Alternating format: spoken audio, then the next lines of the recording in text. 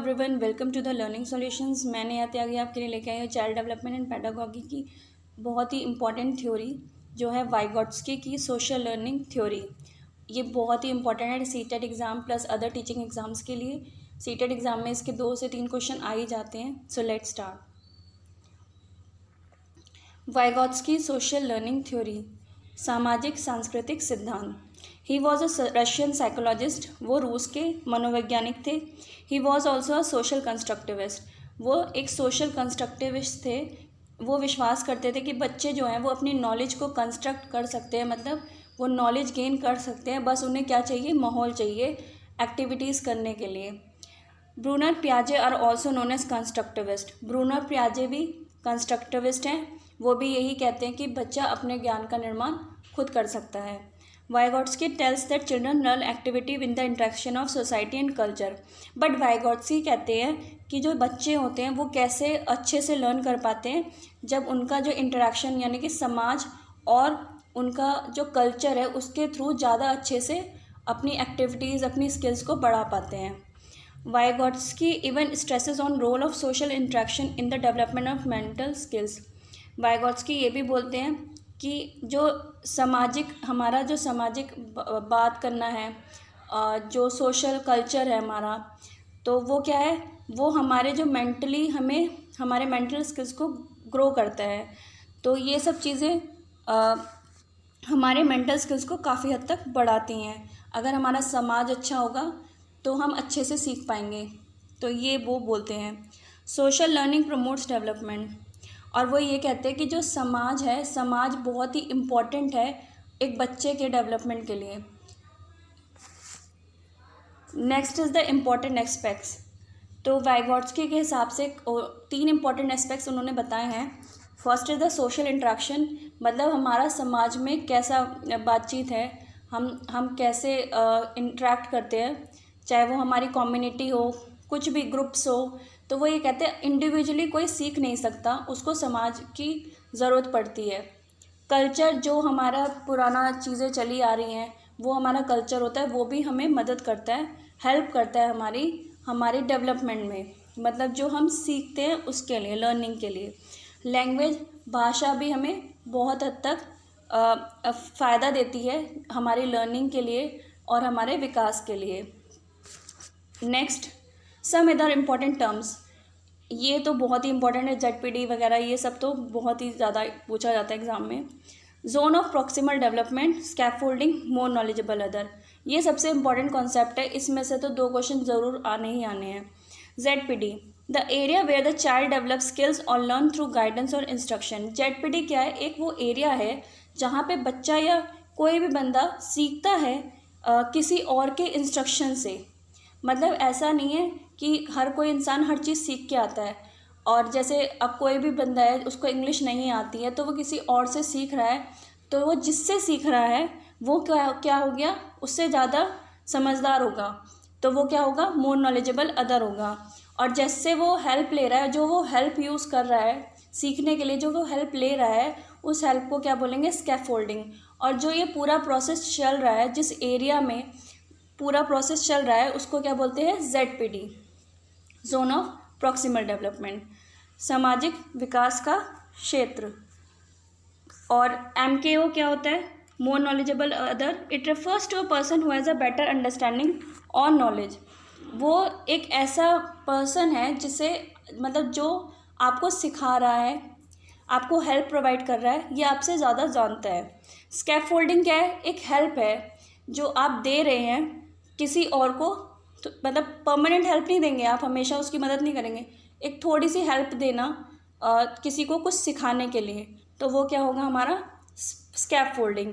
तो ZPD क्या है हमारा, संभावित विकास का क्षेत्र या दायरा। MKO क्या है हमारा, जो आपसे ज़्यादा जानता हो। स्कैफोल्डिंग क्या है, जो मदद देते हैं, टेम्परेरी मदद का ढांचा। नेक्स्ट इज द ए क्या है, इसमें ये सर्कल दिया हुआ है और ये पूरा जो गोला है ये क्या है, ZPD है। इसमें अंदर जो चेंजेस आ रहे हैं, जो लर्निंग चल रही है, तो वो जिसके अंदर दायरे में चल रही है उसको क्या बोलेंगे, ZPD। अब ए क्या है, ए एक ऐसा बंदा है जो can solve it's problem independently, वो अपनी प्रॉब्लम खुद सॉल्व कर सकता है जब तक वो अपने सर्कल में है, लेकिन अगर अब उसको कुछ और सीखना है तो वो क्या करेगा, वो बी की हेल्प लेगा। तो बी कौन है, temporary help is provided to develop skill. B वो बंदा है जो ए को हेल्प करेगा उसको बी तक पहुंचने के लिए, या उसको जो लर्निंग सीखनी है उस तक पहुंचने के लिए। तो बी ए की मदद करेगा। तो जो मदद करना होता है वो होता है स्कैफोल्डिंग। जिस एरिया में ये सब चीज़ें चल रही होती हैं वो होता है ZPD, zone of proximal development. और मोर नॉलेजेबल अदर कौन होता है, जो आपको मदद कर रहा है या आपसे ज़्यादा जानता है।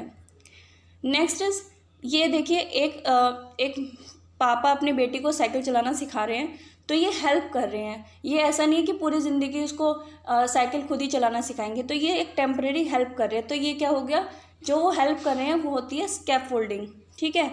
और ये इससे ज़्यादा जानते होंगे, जब बच्ची को कोई चीज़ सिखा रहे हैं तो बड़े हैं तो ऑब्वियस ही बात है ज़्यादा जानते होंगे। ऐसा नहीं है कि छोटे बच्चे भी बहुत हद तक बहुत ज़्यादा जानते हैं, लेकिन यहाँ पे इसके पापा को आता है ज़्यादा इससे साइकिल चलाना, तो वो इसको सिखा रहे हैं, तो वो मोर नॉलेजेबल अदर हो जाएंगे। और जो वो हेल्प दे रहे हैं वो क्या होगा, स्कैफोल्डिंग। और जिस दायरे में ये हेल्प दे रहे हैं उसको क्या बोलेंगे, जोन ऑफ प्रॉक्सिमल डेवलपमेंट, संभावित विकास का क्षेत्र। अब देखिए उन्होंने उसको हेल्प किया, अब थोड़ा थोड़ा हेल्प करने लगे, अब वो क्या है धीरे धीरे सीखने लगी। अब क्या है, नेक्स्ट पिक्चर में आप देख सकते हैं कि वो खुद से साइकिल चलाने लग गई है। तो उन्होंने एक हेल्प प्रोवाइड करी ताकि वो सीख सके। Next is the Vygotsky views. Vygotsky के काफ़ी सारे व्यूज़ हैं, जो उन्होंने काफ़ी सारी बातें बताई हैं हमें। Vygotsky views language as man greatest tool. Vygotsky क्या कहते हैं कि जो हमारी भाषा है वो सबसे ज़्यादा इम्पोर्टेंट सोर्स है हमारे बात करने के लिए। सही बात है, अगर हम अपनी लैंग्वेज को यूज़ नहीं करेंगे तो हम कम्युनिकेट कैसे करेंगे आसपास में। A means for communicating with the outside world. हम अपनी बातों से, हम अपनी भाषा से ही दूसरे से कांटेक्ट कर सकते हैं, अपने आसपास में हम अपनी भाषा के थ्रू ही बात कर सकते हैं। Next the Vygotsky says that thought और language are parallel. After the age of 3 years it gets merge and become independent. तो वाइगॉत्स्की क्या कहते हैं कि जो थॉट है, जो भाषा है और जो लैंग्वेज है और जो विचार है, जो लैंग्वेज है भाषा और जो थॉट है विचार और भाषा पैरेलल होते हैं, साथ साथ चलते हैं। लेकिन क्या होता है, जब 3 साल आता है, 3 साल बच्चे के कंप्लीट हो जाते हैं, जब वो थोड़ा समझदार सा हो जाता है 3 साल के अंदर अंदर, क्योंकि छोटा बच्चा तो इतना समझदार होता नहीं है कि वो थिंकिंग करने लगेगा, उसके दिमाग में विचार आने लगेंगे इतने, ठीक है। और वो उसकी तब उस टाइम इतनी भाषा भी उसकी इतनी डेवलप नहीं होती है। तो 3 साल के बाद क्या होता है, उसका जो विचार है, भाषा है, वो आपस में एक दूसरे से लिंक हो जाते हैं, मर्ज हो जाते हैं। तो वो फिर क्या होते हैं, एक दूसरे पे डिपेंडेंट हो जाते हैं। इम्पॉर्टेंट नोट, पियाजे told that thought comes first then language. पियाजे क्या कहते हैं कि क्या होता है, पहले हमारा विचार आएगा फिर भाषा आएगी। पियाजे ये कहते हैं कि बच्चा अपने ज्ञान का निर्माण खुद कर सकता है, तो वो ये नहीं कहते कि वो समाज के थ्रू करता है, लेकिन वाइगॉत्स्की कहते हैं कि वो समाज के थ्रू अच्छा सीख सकता है। Vygotsky therefore told that thought and language goes together. Vygotsky क्या कहते हैं कि थॉट और लैंग्वेज, विचार और भाषा साथ साथ चलेंगे। और पियाजे क्या कहते हैं कि पहले विचार आएगा फिर भाषा आएगी। तो ये आप पॉइंट्स दोनों देख लेना कि पियाजे क्या कहते हैं और वाइगॉत्स्की क्या कहते हैं, क्योंकि ये बहुत इंपॉर्टेंट है कि कौन सा जो कंस्ट्रक्टिविस्ट है क्या बोल रहा है क्या नहीं बोल रहा है। तो वाइगॉत्स्की सोशल कंस्ट्रक्टिविस्ट है, तो इसलिए वो लैंग्वेज को भी इम्पोर्टेंस दे रहे हैं। लेकिन पियाजे ने क्या बोला है कि बच्चा अपने आप सीखता है, यानी कि वो जो उसका पहले थॉट आएगा, उसका विचार आएगा, वो खुद से विचार करेगा, फिर वो भाषा सीखेगा। Next is the 3 forms of language. भाषा का 3 प्रकार बताया हुआ है वाइगॉत्स्की ने। Social speech, age of 3 years external communication is use to talk to others. Social speech में क्या होता है, ये 2 साल के बाद आता है। और क्या होता है, हम बाहर जो मतलब ऐसा नहीं हम अपने आप से बात करते हैं, बाहर हम समाज में बात करते हैं तेज़ आवाज़ में, या जैसे भी हम अपने मैसेजेस या अपनी जो भी बातें हैं हम बाहर बोलते हैं, तो वो क्या होता है, एक्सटर्नल स्पीच होता है। मतलब हम अपनी जो बातें हैं किसी और से बता रहे हैं, कम्युनिकेट कर रहे हैं। Private speech, age of 3 years self talk. Private speech क्या होती है, अपने आप से बात करना। वो कब आता है, 3 साल में। जैसे बच्चा कहते हैं ना, अपनी गाड़ी चलाता रहता है, खुद से बात करता है कि इधर लेके चलो उधर लेके चलो, तो वो क्या होता है, वो खुद से बात करता है, तो वो कहाँ आता है, प्राइवेट स्पीच होता है वो। Silent inner speech, age of 7 years self talk silently. Silent inner speech जब आती है, जब थोड़ी समझ आ जाती है, जब वो 7 वर्ष का बच्चा हो जाता है तो वो मन मन में ही अपने आप से बात करता है। साइलेंटली मतलब मन मन में बात करना। Next is the 2 types of groups. मतलब लर्निंग के लिए भी 2 तरह के ग्रुप्स हैं वाइगोट्स्की के हिसाब से। होमोजीनियस ग्रुप होता है और हेट्रोजीनियस ग्रुप होता है। होमोजीनियस ग्रुप में क्या होता है कि children of same level of ability learn in this group. एक सेम लेवल के बच्चे पढ़ते हैं उस ग्रुप में। लेकिन हेट्रोजीनियस में क्या होता है, हर लेवल के बच्चे, चाहे वो वीक हों, चाहे वो पढ़ाई में बहुत अच्छे हों, चाहे उनका IQ लेवल 40 हो, चाहे IQ लेवल 90 हो, मतलब वो सब साथ में पढ़ते हैं।